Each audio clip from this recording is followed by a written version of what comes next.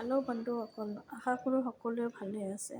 মই আজি বনাম বেগুন, চিম মানে হ'ল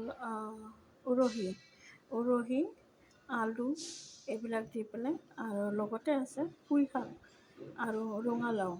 এইবিলাক গোটেইবিলাক মিলি মই এখন চব্জি বনাম। আহকচোন বনাওঁ। ঘৰত যদি চব্জি কম থাকে তেতিয়াহ'লে এই টেকনিকটো খুব ভাল। অকণমান কিছুমান ঘৰত থাকি যায়, এনেকৈ অকণমান চব্জি, তো এনেকৈ মিক্স কৰি চব্জি এখন হৈ যায়। আৰু আজি মই সেই হিচাপে কৰিম। আগতে মই দিম অকণমান তেল দিলোঁ, আৰু এইবাৰ মই দিম শুকান জলকীয়া আৰু পাঁচফোৰণ অকণমান। এয়া হৈছে পাঁচফোৰণ।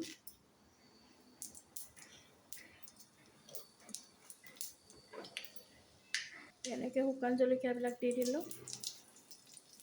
অকণমান ৰঙচুৱা হ'ব।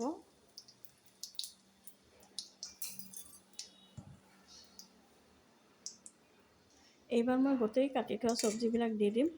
ৰঙালাও, বেগুন, এইবিলাক আলু, সকলো মিক্স এয়াই এৰকম।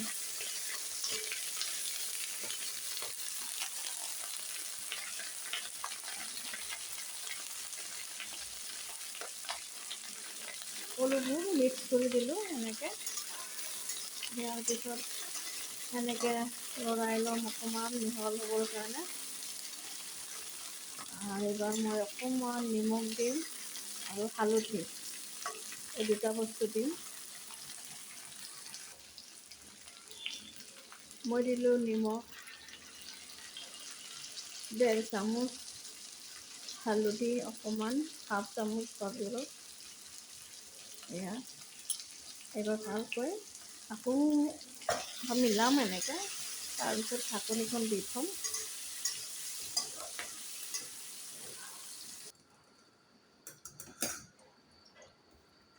এইবাৰ দিম মই পুই শাক অকণমান, মই ভপাই লৈছোঁ গৰম পানীত। এইবাৰ এইখিনি ঢালি দিম একেলগে মিক্স কৰি। লগতে মই এটুকুৰা গাজৰ দিছোঁ।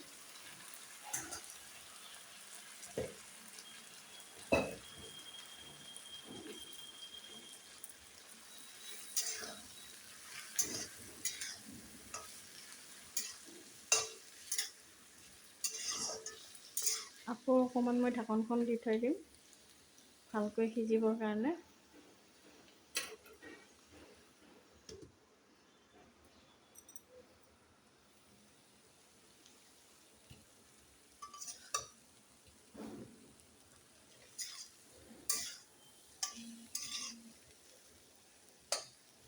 একদম ৰেডি হৈ গৈছে, এইবিলাক সিজি গৈছে।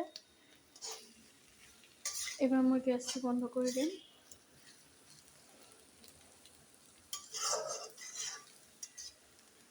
একদম ৰেডি হৈ গ'ল মোৰ পাঁচ মিছালি, মানে ক'ব গ'লে 7 মিছালি। বহুত কিবাকিনি চব্জি অলপ থকা যিবিলাক চব্জি আছে, সেইবিলাক চব্জিবিলাক মই একেলগে এইবিলাক এনেকৈ মিক্স কৰি এই তৰকাৰী বনালোঁ। আজি এই আছিল বুলুচ ব্লগ। যদি ভাল লাগে সেইটো লাইক কৰি দিব, আৰু আপোনালোকেও যদি এনেকৈ ঘৰত চুকে কোণাই এনেকৈ অলপ চব্জি পৰি থাকে তেতিয়াহ'লে এনেকৈ মিক্স কৰি চব্জি বনাই ল'ব।